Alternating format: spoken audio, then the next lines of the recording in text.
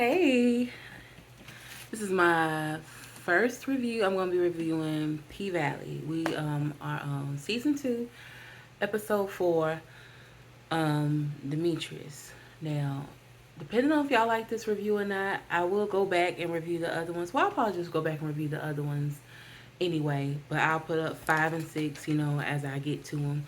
Um, let's start off with the review. Oh yeah, and my name is Johnny P, and that's with the M. So this episode is called Demetrius. I actually like the way it was spelled. I ain't never seen it spelled with a TH before. That was interesting. And I was like, either Demetrius, like with somebody who has like a tongue tied type of thing. But let's just get into the review.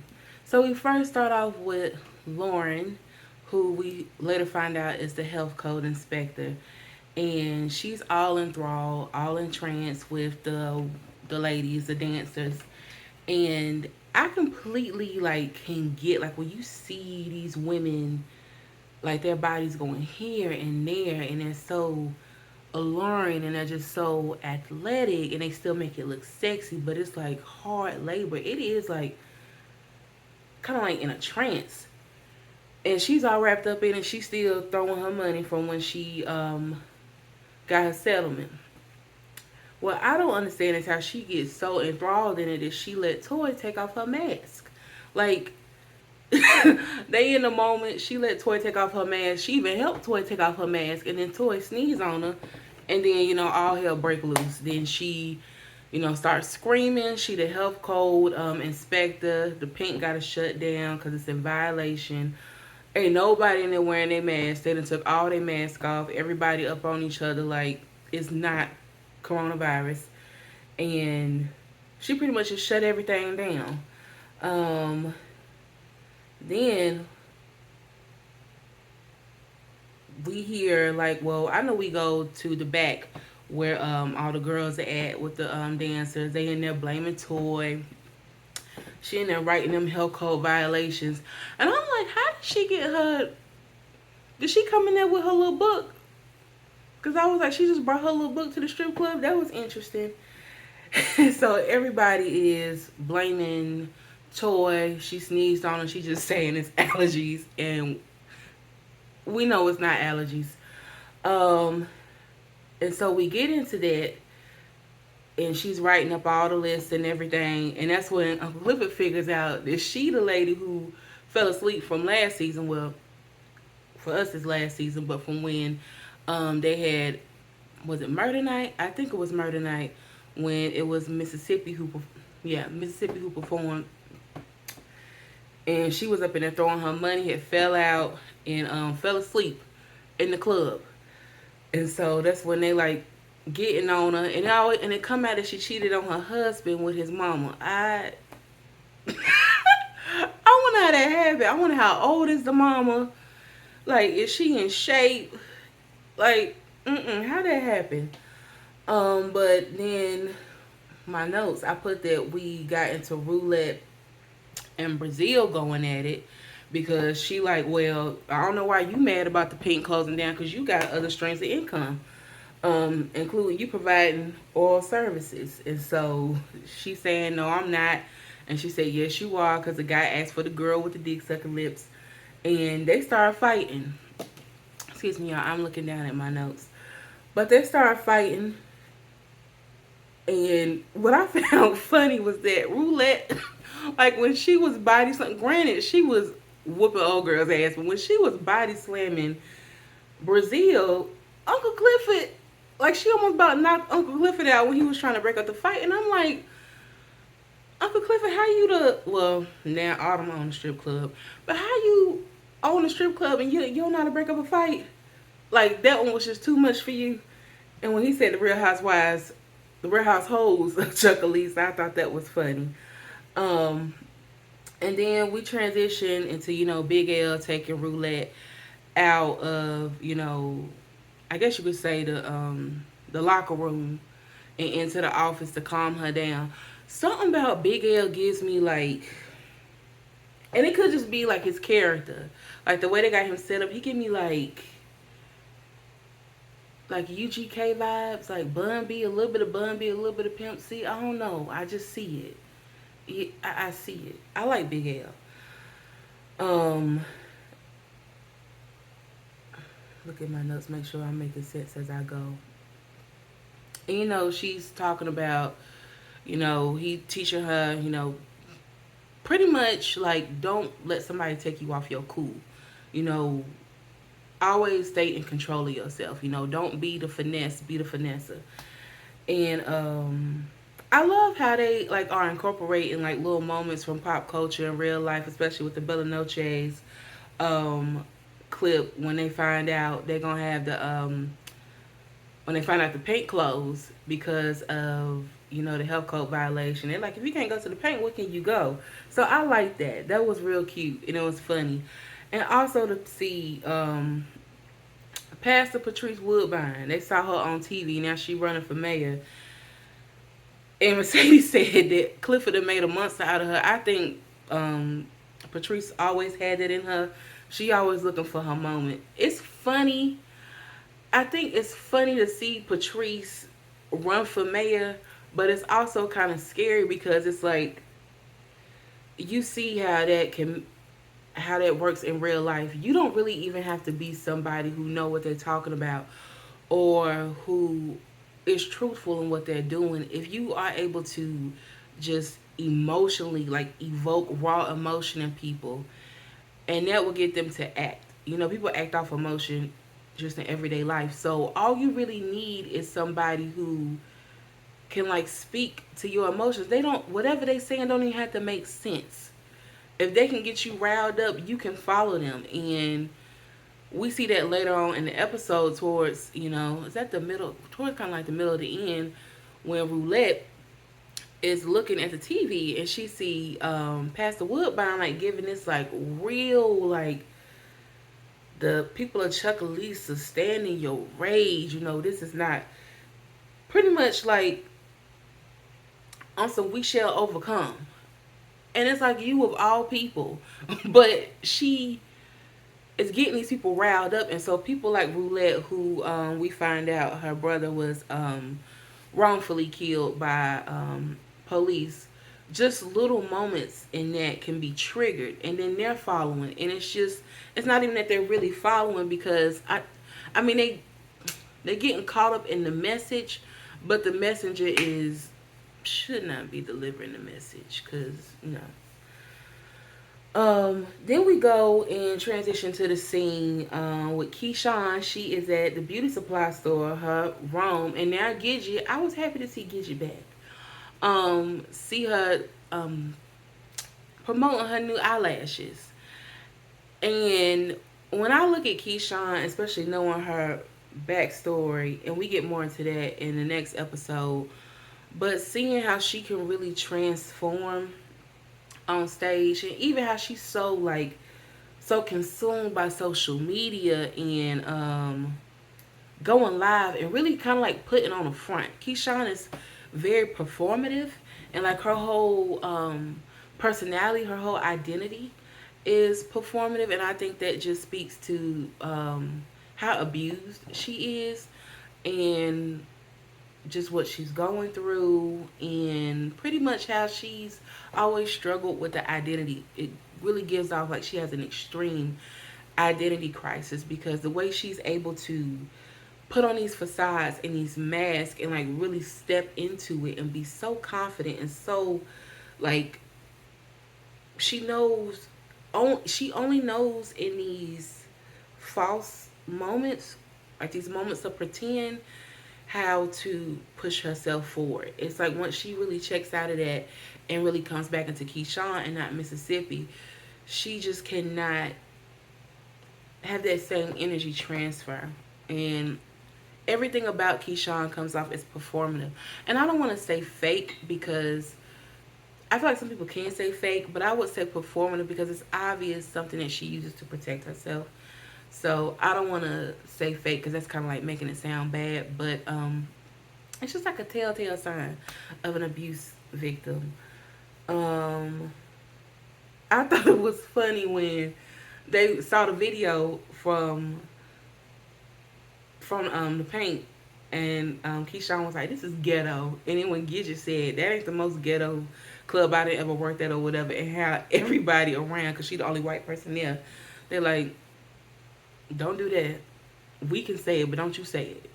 It's like just be here in the moment. Don't say too much. And throughout the episode, Gidget was overstepping, but I don't even think she really knew, and I don't think she did it with any ill intent. But it's almost like it's like you don't want to ostracize people, but you also don't want to make them too comfortable in your own space that they start overstepping. And then it's like, I don't want you here. It can strain whatever y'all relationship is. Oh, however. Um, and then in that same scene, we get Teak. He's seeing the video of another unarmed black person. I'm assuming it's a black man who was killed by the police, and he is just like instantly disturbed by that. And Ron, I appreciated Ron's perspective, but it's like you always gotta be that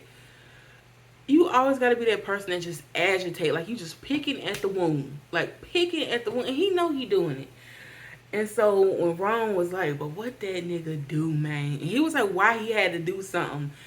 And it just it takes you back to those moments when you see stuff like that, and it's almost like, especially when we see how it has played out a lot of times with it being these with unarmed, black people being dying in police custody or being murdered in police custody. It's always as if they have to be like the perfect victim in order to get justice. And it's like, regardless of what they've done before or what they did prior to that moment, I'm pretty sure didn't warrant them losing their life.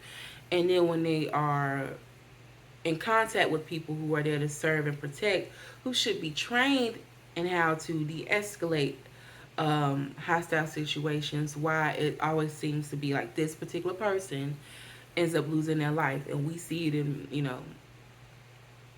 everyday real life moments where, you have all these mass shootings and things, and those people are taking a life.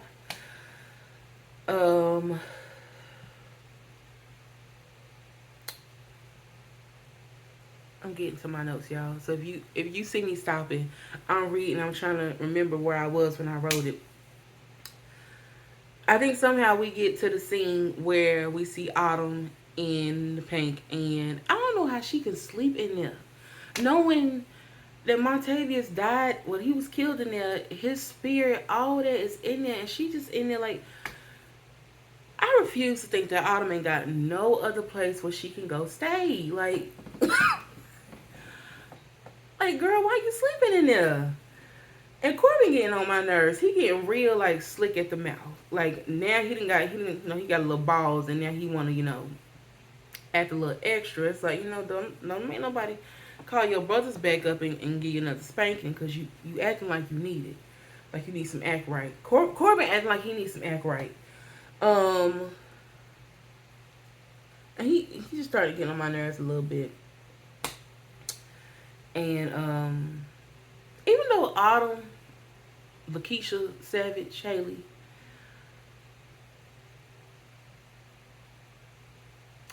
I can appreciate that she still knows how to move in these moments. Like she still has that business mind, and she knows how to use that with her like her seductive nature. Like the fact that Corbin really thought he had her that easy. And she was like, the fact that all I had to do was say yada yada yada, and you just in this moment doubled your offer, let me know that I'm more than what you trying to offer. You trying to lowball me, basically. Y'all, Andre looking real homeless. He looking real woe down. He in a fresh cut. He looking like he ain't had no bath with no hot water. Like he been taking baths at the sink.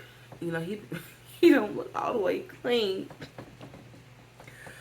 Lord, Andre came in the house and caught his wife on her knees with another man.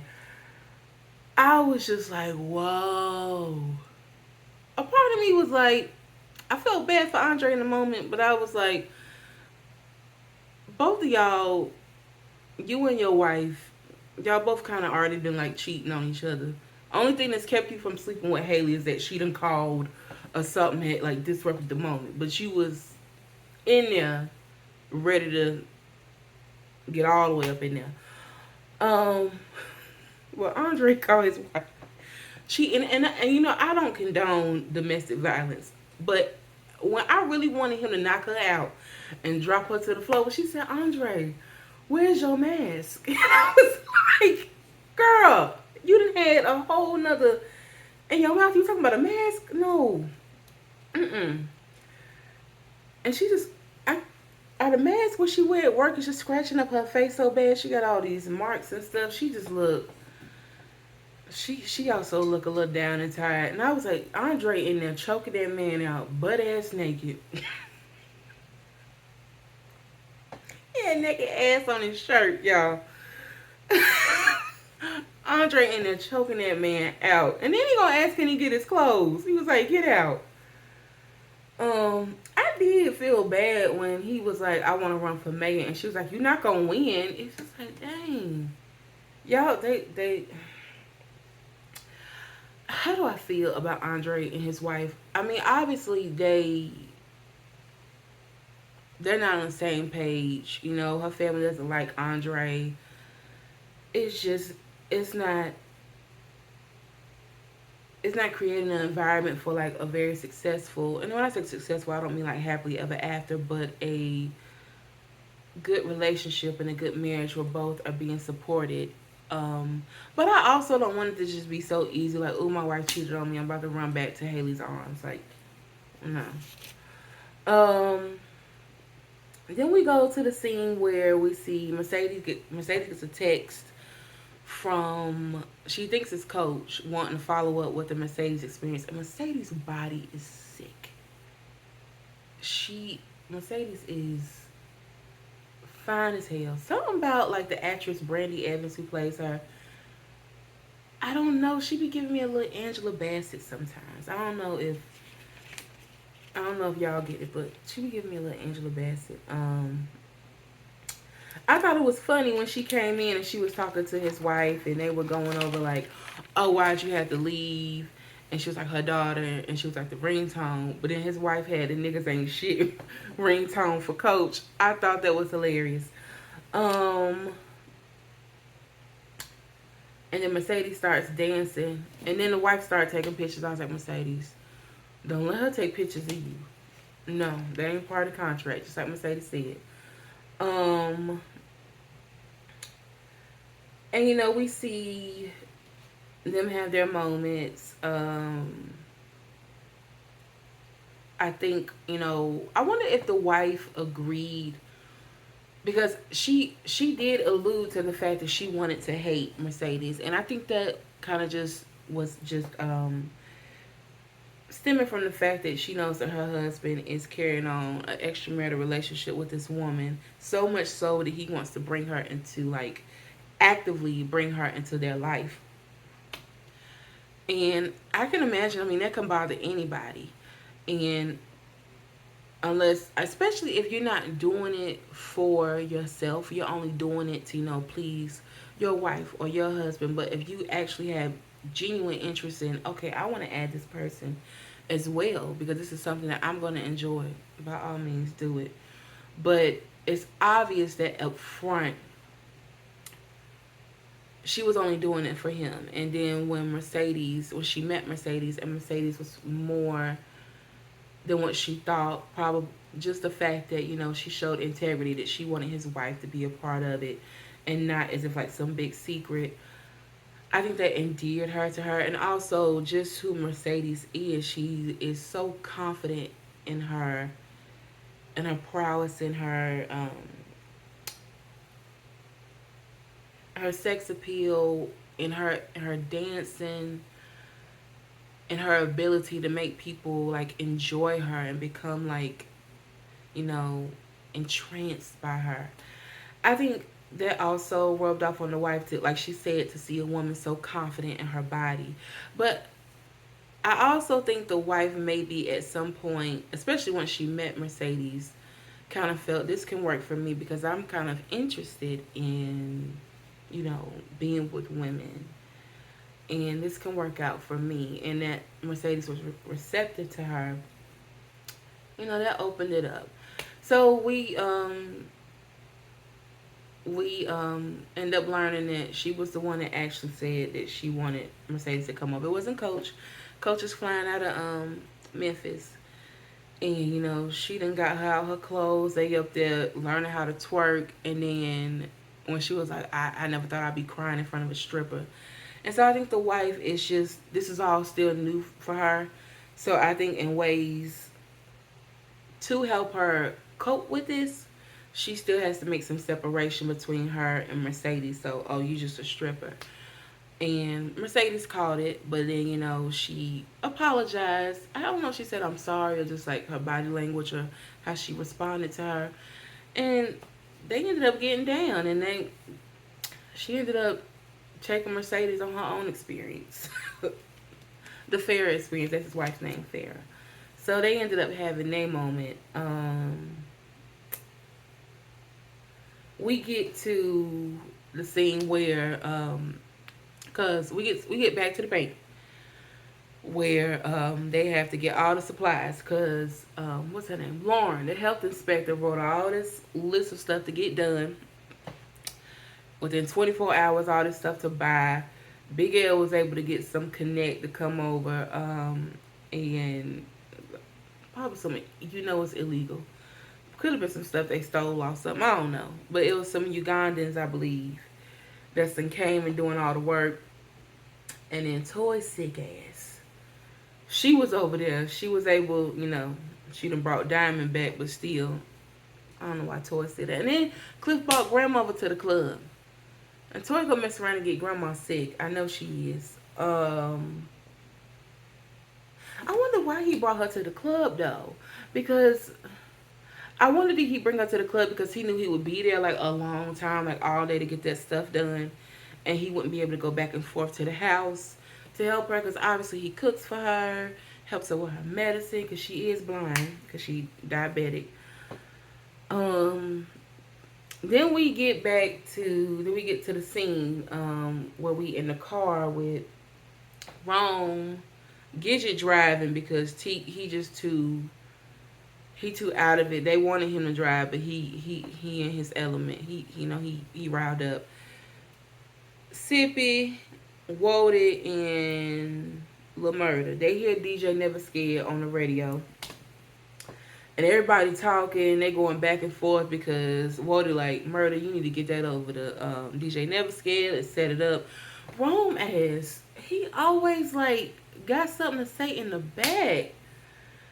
And I understood what he was talking about with the publisher, but it's like he always trying to make it seem like he got the upper hand. Like, well, I know more than you, and don't do this. Don't get caught up with that. And it's like you don't even care. You just looking out for your own interest. Don't even act like you really care about the crew. Teak already in the moment because you know everything that has happened. You know with this unarmed person being murdered, it's now caused uproar in the city. They're playing it on the radio. He wants to hear it. Gidget and turned it down, so he mad at her. And he tell everybody shut the fuck up. And that's when they learn they have a curfew on this in the city. So now they can't go to Birmingham for their gig. And so Rome is like, but we can still turn up at the suite. We can, have us our own little melee going on amongst each other. I think in this moment, Mississippi starts to notice that Gidget is more of a nuisance a little bit than she is like of a help. I think she want her friend to be there, but because of especially she's the only white person there, and being that what's going on is it's seen as being racially motivated. because she's removed from it, she doesn't know kind of like those social cues to pick up and be like, maybe right now it's not the time for me to say something. Or maybe right now it's just the time for me to like, just listen, don't talk. She's just not picking up on that. Um,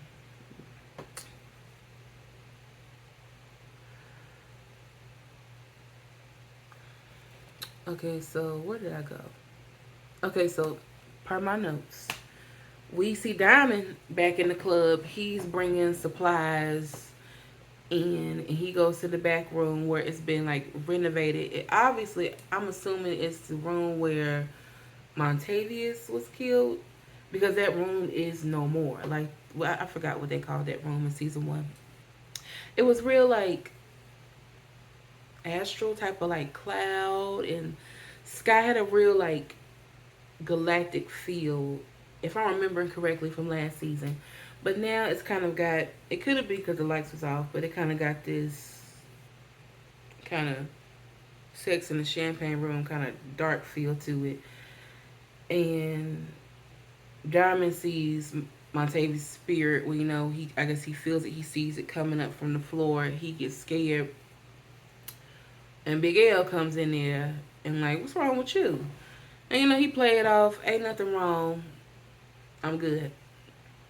Um, and so I know I'm skipping over something, but they go out to the parking lot, and Diamond, like, I guess Diamond scared shitless. He just, I guess, because he knows all that spirit work, and that connection to the that other side, that occult, and he knows it's real. Like, you may not see it like tangible and be able to touch it, but you feel it, and the ramifications will be felt, and it will happen. So he like, if I was you, I'd get up out the paint. And Big L like, nope, because Cliff was the only person who, took me in, gave me a job. When I got out, I'm gonna always be loyal to Cliff. Um, then we somehow we get back into the paint. They done made food and everything. Everybody getting a plate. And we see Patrice again on TV. And this is when she really is in this, we got to come together, channel your rage. Like, what they doing to you is wrong. We should overcome. We on all of this. Roulette is sitting there watching. You can see it, like, she's taking it in. It's affecting her. I see Toy's sick ass come over there and sit by grandmother. That's when they talk about that, whoa, ooh, that curfew. When they come and talk about the curfew. Um, and Roulette, she's just so emotionally overwhelmed, she has to step away. And they're like, "Are you okay?" And she like, "Yeah, I'm okay." She's in the back of one of the rooms, and Duffy comes in there. I think that's his name. Gidget's ex-boyfriend. Pretty much the drug connect for the pills. Um, and she's telling him, how this is making her feel. It was reminding her of her brother, who was killed 3 years prior, over a busted tail light, or a tail light that was out, and said he had a gun, and she's like, I know he didn't have a gun. And she shows him her brother's tattoo on her arm. And one thing that I appreciated, that Duffy did, he just listened. He didn't try to say, like, I understand or anything. Sometimes people just need you to listen, especially when she was like, y'all always get away with this shit. And that's a real feeling on the show, and a real feeling in real life. So I appreciated Duffy in that moment, just really sitting there listening to Roulette, because I think that's what she really needed, just a listening ear to vent and pour her emotions out. Um, I think Roulette is so pretty. I love, side note, I love the showcasing of black women, like beautiful black women in this show, and they are like unambiguously black. Like I love that. I love Mercedes. Looks like a black woman. Keyshawn. Well, the actors. The girl who plays Roulette. I mean, all the other girls. I love it. We see Diamond and Big Bone outside. And she pretty much calling his bluff. You gonna ride with me. She kind of giving that sexual innuendos, like I know how to ride, all this and that. I don't know if I'm like a little iffy because they are together in real life, and it's like,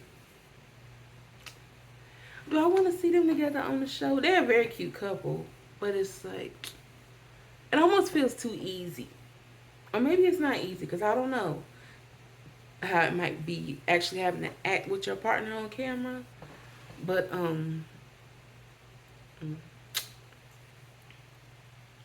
In a way, I don't feel like Big Bone acting. I think that's just kind of like her twang, kind of like her approach, her attitude. She had kind of had like that. What am I saying? I think it's obvious that she's there with some other intent because she's listening to what the girls are saying about Diamond, and then she kind of uses that to in their conversation, like, "Well, I done heard about you," and stuff like that. So it's just kind of. I know she's not really there for Diamond. She there for something else. Probably with Montavious, but she's just there for something else. Then we get to the hotel room where we got Rome, Murder, Teak, Mississippi, well, Keyshawn, and Wody.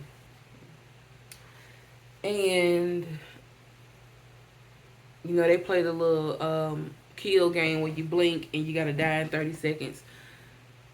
Big Teak is watching the TV, and you can just tell he's so emotionally charged, and he's just really, like, feeling it. And, Murder, I think, can go over there and check on him. He was like, "Ain't you got some homework to do?" Alluding to when Wody was like, "You need to go and get that track, record it or whatever to send it to DJ Never Scared so we can get you on the radio." And I guess just a simple fact of him saying, "Oh, don't you got homework to do?" Pretty much is kind of like, "Oh, you listen to what they tell you to do. Ain't you got, you got something to do, pretty much what they told you to do." And so he like, "I hate when you get like this." And so Rome turns the TV off. And so, they smoking, they drinking. And Teak said, "Who told you to turn on my motherfucking TV?" And Rome like, "Hold up, I know you're going to come up in my suite telling me about turning off my TV pretty much that I probably paid for." Really, Mississippi and Murder paid for because they're the ones working and Rome collecting the money. And they just started going back and forth. And both sides, when we hear from Rome and Teak, is pretty much representative of a lot of times both sides when these things come out in the public. Teak is pretty much somebody was murdered. It was wrong. They were targeted. This is always happening. No real change is coming. These people are getting away with it. And then Rome is like, "Oh, but what did he do? He was a big nigga. He was this and that. And y'all over there burning, tearing down the neighborhoods. What you getting from that?" So it's always like that classic, battle. And Teak is so... He doesn't know how to handle... I feel like Teak is like one of the most emotionally intelligent people in that room and on this show. But at the same time, he doesn't know how to apply what he knows. I think he just feels as if he's...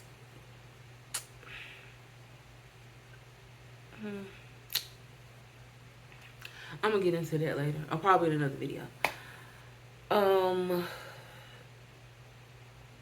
Where are we at? And so the argument goes from Teak and Rome to now Teak and Gidget. And y'all, when he said, "Go, Gidget, pasty," show pasty ass. And then she was like, "I ain't scared, motherfucker." All the same, he stomps the table. Keyshawn is responding to it, like her trauma response, and she's getting scared, and so wrong, not wrong. Murder is able to get well, Murder and Walt, they have to get Teak out the room, and get him. I'm assuming into like another part of the suite for him to calm down. And we go back to the club where we see one of the men, one of the African men, one of the Ugandans, acting like he don't know where the bathroom at. I didn't buy that because I'm like, they catch him. Well, they run into him when they trying to find somewhere to sleep because everybody got to stay at the club. Well, Clifford want everybody to stay at the club because they have that curfew. He don't want nobody to be out. And I'm like, he started moving down by his by his privates, and one of the girls, she like, oh, he got to use the bathroom. And I'm like, ain't nothing in there looked like a bathroom was in there. It was dark. It obviously looked like a room. And I'm like, he must be scoping out the place or whatever. And in that moment, I felt like he did understand English. And something about it felt like he was playing like he didn't know what they were saying. And that's when they find out, they see Uncle Clifford like, oh, y'all can, lay down, make yourself at home. And they're like, oh, I look like somebody did. And that's when they see Autumn stuff over there. Child, Autumn cigarettes in that ashtray. She must be chain smoking. And then they got her clothes over there.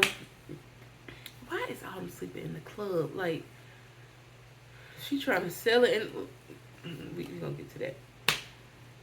Then we get back to the hotel room, and this is when we start to transition into Lil Murda and Big Teek's love scene. And y'all, I really loved it. I really did. So I'm probably gonna go in like deep detail about this love scene. Well, just like this whole transaction between them. I don't say transaction. This whole cause that make it sound like this whole interaction between them. Um, Teak is sitting down, trying to calm himself, and we hear Lil Murda in the bathroom, in the bathtub. He rapping along to the beat, recording it, and Big Teak hears him. And I think in that moment, for me, my understanding, Big Teak understood that, okay, Murda must be by himself. Um, Let me go, you know, be with him. And I think, honestly, when I'm thinking back on it, I think Teak might be so uptight because, even though this is in previous episodes, he just got out of prison. And it's obvious that Lil Murda is the person who he is connected to, and he hasn't seen him in years. But then when he get out, he with other people that he don't know. He with Rome, he with Mississippi, he with Gidget, and it's like he can't have his moment with him because he around other people, and he around other people he don't know, and it's like, who the hell are y'all? I'm trying to kick it, with my dude, and I can't do that. And then all this other shit that's happening, he just frustrated. So Big T goes in there and uses the bathroom, and Lil Murda's like, "What you in here pissing for? You hear me recording?" And something about when he said he was getting up, he was like, "You always pissy" or something like that. I kind of, and then when he said pretty much something along the ways, I'm saying a lot of pretty much something along the line of, you didn't like, we did this when, pretty much you ain't had no problem with me pissing when we was locked up together or whatever. Something about that made me feel as if that was their way of kind of saying like, I want to have a moment with you. Kind of like you want to do something, but you gotta kind of give a clue. to something. So you gotta do something so random that nobody's gonna think, oh, that was a clue to go, for y'all to go, do what y'all gonna do. So I feel like in that moment, like going to use the bathroom was maybe like a cue, like, I need some time with you. So Lil Murder comes out the bathroom, Big Teak comes out the bathroom, and Teak sits on the bed. And Murder's like, what's wrong with you?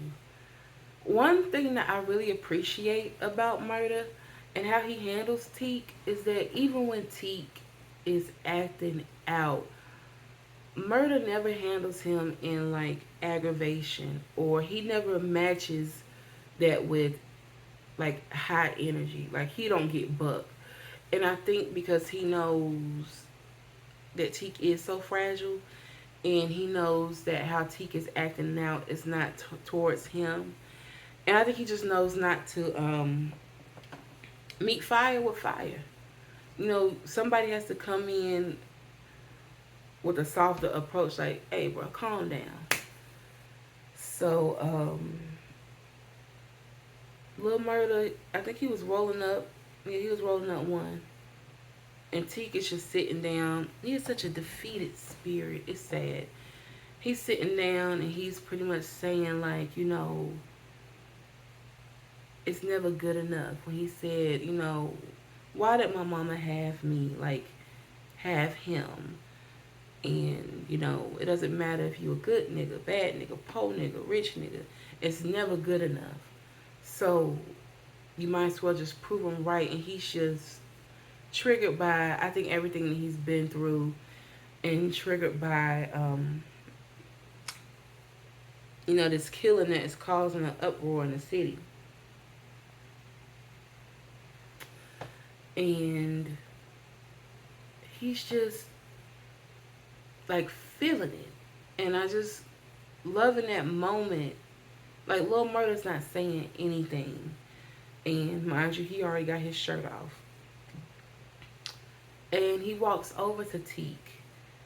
And he pulls Teak's face into him. Like into his stomach. And that like bare skin to skin contact, I think just soothes Teak. He's holding his hand, and as he pulls him into him, he's holding his hand, has his face to his stomach, and he's like rubbing his back, like really soothing him. And I just love how Lil Murder handles Teak in this moment. I don't know if he's just that in tune to him, or he knows that, prior times this is what soothes him. And in that moment, Lil Murder was giving like, I care, I'm listening, I love you, I don't want you to hurt. But at the same time, he was giving big dick energy, like, come on over here and let daddy make you feel better. It was giving that, especially when he was looking down at him. And the way Big Teak looked up at him was like, but you gonna be an icy nigga. You're gonna be a platinum nigga. Like the adoration that he just has for Lil Murder. It's just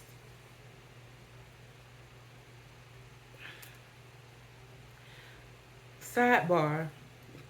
To me, obviously Lil Murder is bisexual or whatever. But in that moment, it made me think, is Big Teak really like gay, or is he bisexual? Or is it just that Lil Murder is the only person that he's felt safe enough with to be vulnerable? And when you are vulnerable with someone and you trust them and you become emotionally invested in them, that can lead to a romantic relationship as well. But I'm also thinking about, because I've seen episode 5 and 6, so I'm also incorporating it. I might come back to that when I get to those reviews. But he's rubbing his back, and this is when I knew it was about to go down. He gave him that forehead kiss. Harper told y'all about that forehead kiss, and best man, it break people down. It will break you down. And then when he's just kissing him all over his face, and he kissing him on his lips, and I was like, oh, they really about to go there. And you know, Big T, like, Murder kind of like stepped back, like, yeah, I'm about to put this on you. And Big T, like, I'm ready. And he started taking his clothes off, and they embrace. And what I really loved about this embrace is that it was urgent, but it didn't feel rushed. Like, he was kissing Big Teak on his chest, on his neck, and they were like skin to skin, like, pulling his body into him, like rubbing on his back and stuff. And I feel as if, now granted, I haven't seen every male on male love scene or whatever, but they sometimes come off a little like non-consensual, and it just be kind of forced. It feel forced, and I always feel as if somebody has to like take control, be the top or be the man. And even though Lil Murda is, the person giving, it doesn't feel like it's it doesn't feel like Teak is giving up something of himself by allowing himself to be penetrated by Lil Murda. It really feels like a love scene. Like I'm receiving your energy and I'm giving it back to you. It felt very like give and take, kind of like, waves kind of like coming in and coming out, like in and coming out. It felt very, it just felt good watching it. Like I felt in that moment that it was going to be an enjoyable moment for the both of them, and it wasn't going to be like, oh, you just bend over and take this from me. No. What I also liked was how they put the condom on with Lil Murda taking it out the wrapper. He puts it on his finger and then puts it in Big Teek's mouth, and then Big Teek goes down and put it on Lil Murda. I was like, you have to really trust somebody, especially if y'all putting fingers in each other's mouth and stuff like that. I'm not saying that's bad or anything, but I think that just speaks to like how y'all are really in tune with each other in that moment. And the reason why I really liked that moment was because it really incorporated the condom into sex in a very sexy way. Because I feel like when we see love scenes and when they have to get the condom, it's always like, ugh. It's always kind of seem like, dang, I gotta stop my flow and put on this condom. Or I gotta like, it's always seen as some type of interruption. Like, yeah, you should put it on, but you don't want to put it on because, people are like, oh, it's gonna take a while to feeling, or it's gonna disrupt this moment. And I liked how it was incorporated in that moment. And it really drove home when they say safe sex is the best sex.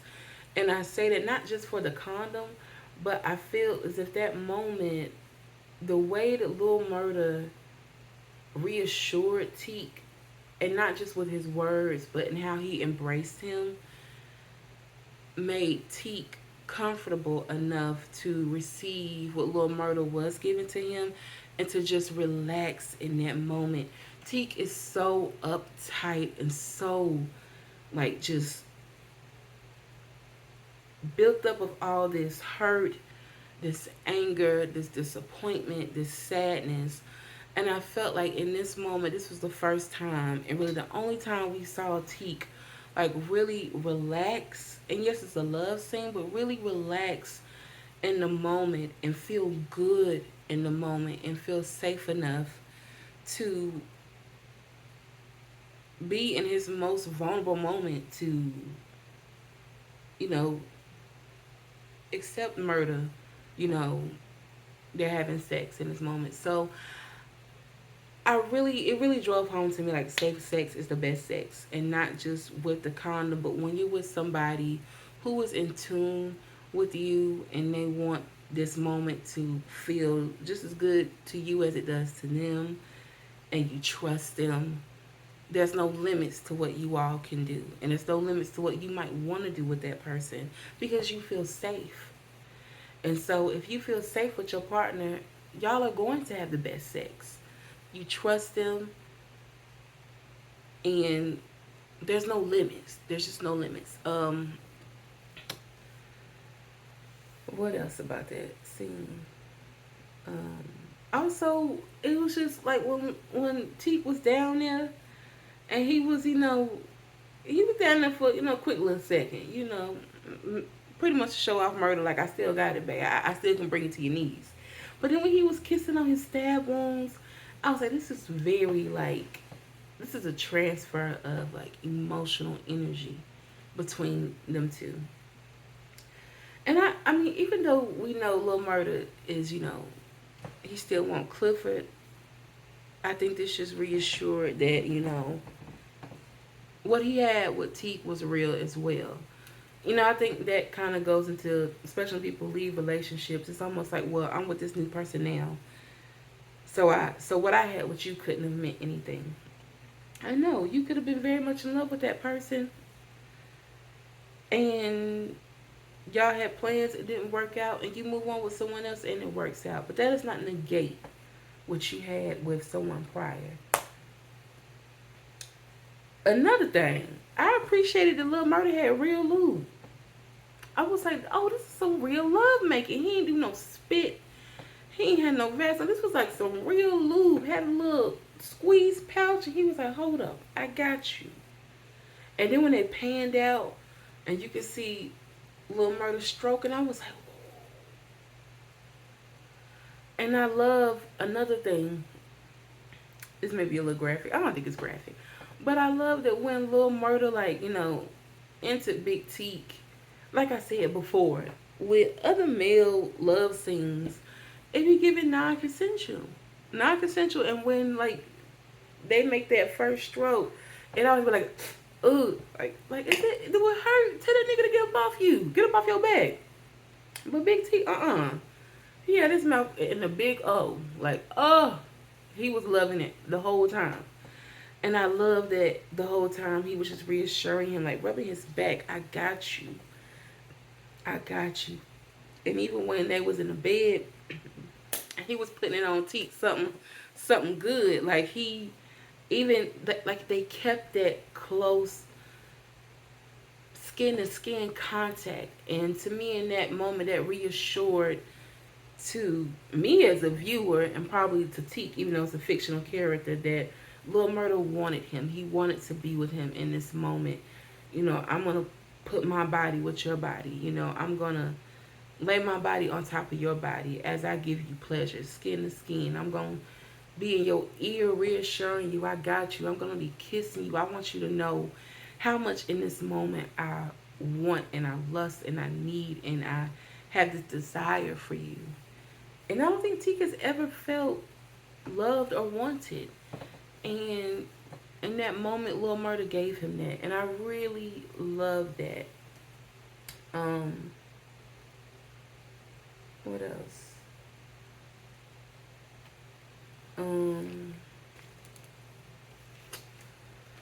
What else about the love scene? Because I feel like I'm forgetting something.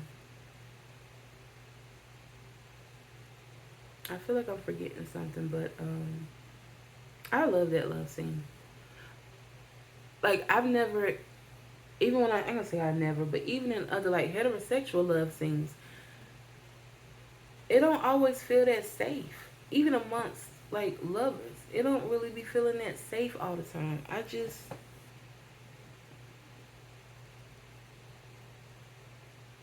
think that,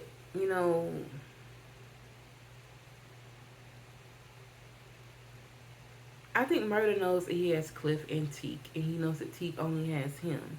So even in that moment, he just wanted to make sure that he felt that even if we're not together, even if don't question that I never felt these feelings for you, and I want you to feel these feelings right now. What else was I about to say? I will say this. Lil Murda them put it on Teak, and they on their RL and Deborah Cox. We can't be friends because he was not giving out no friendly dick. Okay, once you give it to he gave him the forehead kiss. He was rocking him, rubbing his back. I got you. Like that's nothing. Like I loved. Like you never really see that in male scenes. It's such a rush to get to the sex. There was a lot of um, and even I'm gonna take it back to even to include in Mercedes in her love scene, but especially in Cliff and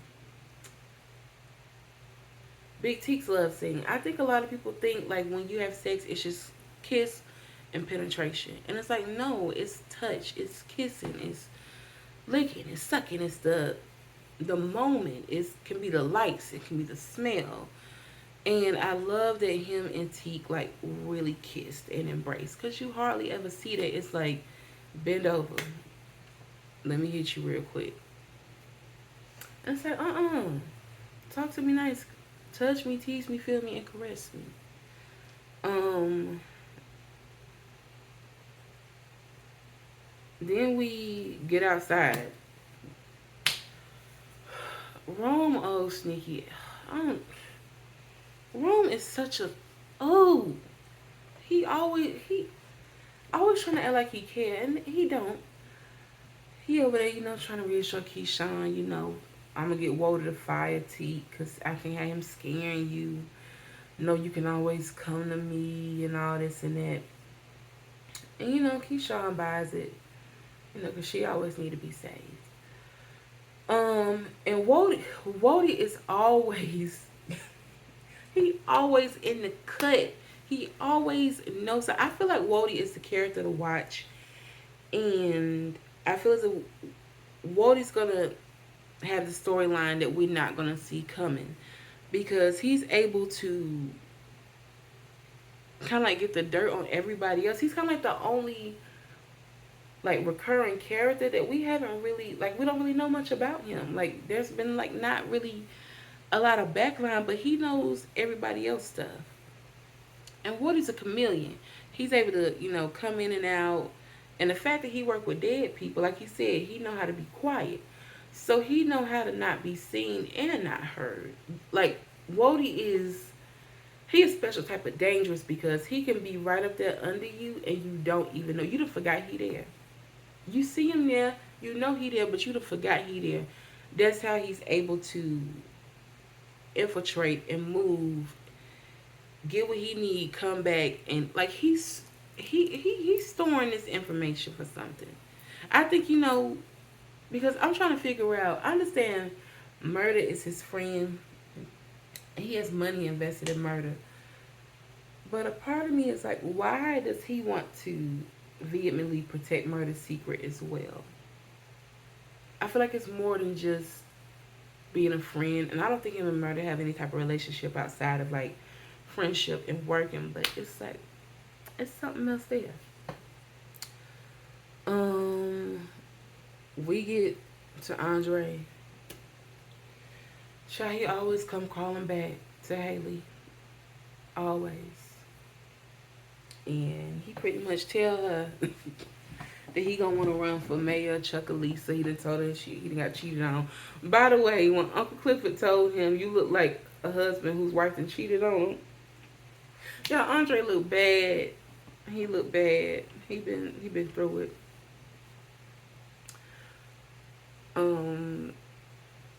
That's when we see Uncle Clifford and Mercedes overhearing Autumn telling Andre that she really want to sell the paint and she gonna hold out because she know how much money it's worth. Mercedes ended up back at the club because after she had her romp with Farrah, Coach's wife, she left her money on the table and she had all these text messages, to get back to the paint because it's in jeopardy of being closed and everything. So they overhear her. And Andre and Haley, they about to kiss. I keep calling her Autumn, because she got all these aliases. They about to kiss. And that's when Uncle Clifford and Mercedes bust out. And I like what he said. When he said, look, Autumn Night, nay, Nikisha Savage, nay, Haley Colton. Oh, when she called Andre old bootleg Obama, I like how they are like incorporate little outside pieces. Because the actor who plays Andre, he did play Obama in Southside with Me or Southside with You. One of them, whichever one it is. And they call him a bootleg Obama. Oh gosh. And what I'm reading the notes. They pretty much, get up on her.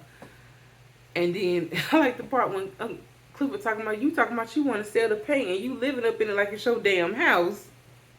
But also in previous episodes, Haley did allude to that, and she was like telling Uncle Clifford what his cut would be, and he was like, ooh, that sounds nice. So she like, it's just a building, and I know that means I know it's a lot to Clifford. It's his grandmother's business, and just everybody there. And I understand when she was like, y'all can't work it forever because you can't strip forever. But yeah. And then when Mercedes said, I understood what Montavious said, you an easy bitch to love, but an even easier bitch to hate. Like, to throw that back up in her face was like, so, they at odds over that. And then when they come to find out that they still did not clear everything for the inspection, and she gave Lauren was back and gave the receipt to Clifford, and she was like, hurry up so I can get up there and finish spending the rest of my stimmy. And then Clifford gonna tell Big L, give it to that bitch talking about Autumn. I thought that they so back and forth and catty. Then we get back to we transition. I don't know if I skipped over it, but I know we transitioned back to the hotel room. And I think Murder must have put it on Teak because he was knocked out. Knocked out. He woke up in the morning. Sun hit. It's glaring.